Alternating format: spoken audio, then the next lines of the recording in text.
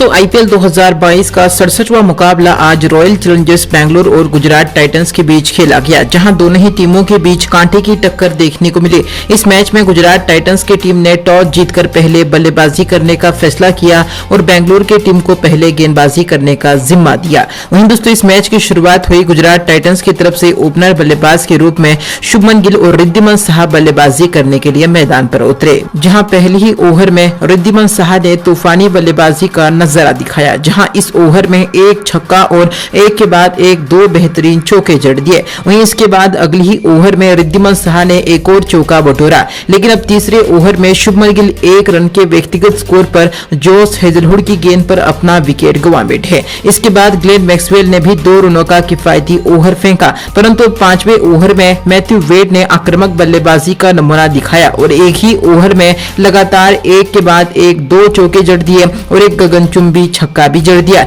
लेकिन इसके बाद अगले ही ओवर में मैथ्यू वेड ग्लेन मैक्सवेल की गेंद पर 16 रन के व्यक्तिगत स्कोर पर आउट होकर पवेलियन लौट गए। इस ओवर में मैक्सवेल ने विकेट के साथ मेडन ओवर फेंका। 6 ओवर के पावर प्ले में गुजरात की टीम 2 विकेट के नुकसान पर 38 रन बना चुकी थी। जी हां, अब 7वें ओवर में हार्दिक पांड्या ने भी अतिशी बल्लेबाजी की, जहां एक तूफानी छक्का जड़ दिया। इसके बाद 8वें ओवर में रिद्धिमान साहा ने एक शानदार चौका बटोरा, लेकिन इसके बाद अगले ही ओवर में रिद्धिमान साहा रनआउट का शिकार हो गए और 31 रन बनाकर पवेलियन लौट गए। अब 10वें ओवर में हार्दिक पांड्या ने एक और तूफानी छक्का जड़ दिया। 10 ओवर में गुजरात की टीम 3 विकेट पर 72 रन बना चुकी थी। हार्दिक पांड्या बेहद ही शानदार फॉर्म में नजर आ रहे थे, एक के बाद एक बाउंड्री भी बटोर रहे थे। लेकिन 13वें ओवर में वनिंदु हसरंगा ने 5 रनों का किफायती ओवर फेंका, लेकिन 14वें ओवर में डेविड मिलर ने अपनी बल्लेबाजी का जलवा बिखेरा, जहां ग्लेन मैक्सवेल को एक के बाद एक 2 खतरनाक छक्के जड़ दिए। जी हां, इसके बाद अगले ही ओवर में डेविड मिलर के बल्ले से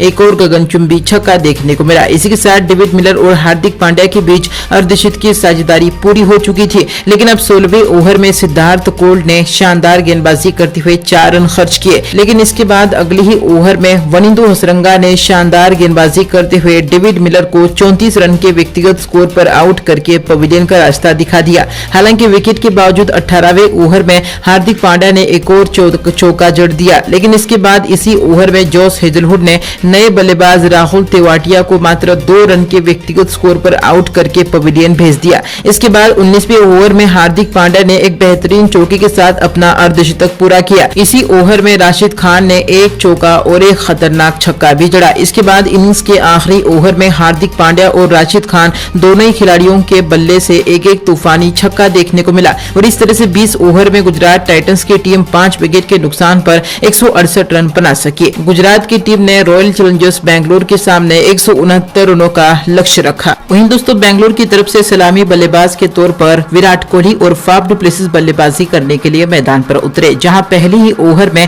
फाफ डु प्लेसिस के बल्ले से एक शानदार चौका देखने को मिला।